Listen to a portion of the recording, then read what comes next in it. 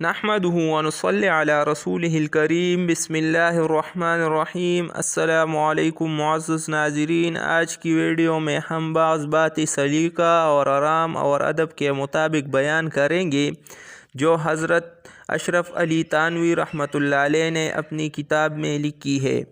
Number 1، جب رات کو گھر کا دروازہ بند کرنے لگو تو بند کرنے سے پہلے گھر کے اندر خوب دیکھ بھال کر لو کہ کوئی کتا بلی تو نہیں رہ گیا، کبھی رات کو جان یا چیز کا نقصان نہ کر دے، اور کچھ نہیں تو رات بھر کی کڑکڑی نیند اڑانے کے لیے بہت ہے۔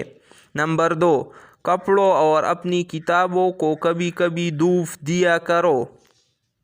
نمبر 3، گھر صاف رکھو اور ہر چیز اپنے موقع پر رکھو۔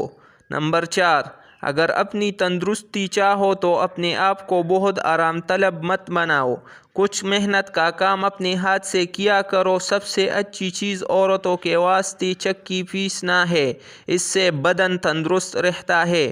نمبر 5، اگر کسی سے ملنے جاؤ تو وہاں اتنا مت بیٹھو یا اس سے اتنی دیر باتیں نہ کرو کہ وہ تنگ ہو جائے یا اس سے کسی کام میں حرج ہونے لگے۔ نمبر 6، سب گھر والے اس بات کے پابند رہے کہ ہر چیز کی ایک جگہ مقرر کر لے اور وہاں سے جب اٹھائے تو برت کر وہیں پر رکھ دے، تاکہ ہر آدمی کو وقت پر پوچھنا ڈھونڈنا نہ پڑے، اور جگہ بدلنے سے بعض دفعہ کسی کو بھی نہیں ملتی، سب کو تکلیف ہوتی ہے۔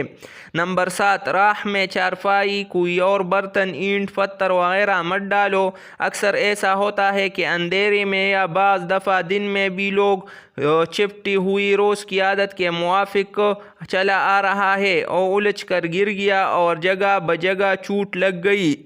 نمبر 8، جب تم سے کوئی کسی کام کو کہے تو اس کو سن کر ہاں یا نہیں ضرور زبان سے کچھ کہہ دو، تاکہ کہنے والے کا دل ایک طرف ہو جائے، نہیں تو ایسا نہ ہو کہ کہنے والا تو سمجھے کہ اس نے سن لیا ہے اور تم نے سنا نہ ہو، یا وہ سمجھے کہ تم یہ کام کرو گے اور تم کو کرنا منظور نہ ہو تو ناحق دوسرا آدمی بھروسہ میں رہا۔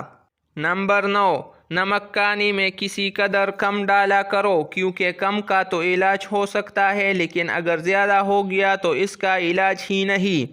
نمبر 10، دال میں ساگ میں مرچ کتر کر مت ڈالو بلکہ پیس کر ڈالو، کیونکہ کتر کر ڈالنے سے بیج اس کے ٹکڑوں میں رہ جاتے ہیں، اگر کوئی ٹکڑا منہ میں آ جاتا ہے تو ان بیجوں سے تمام منہ میں آگ لگ جاتی ہے۔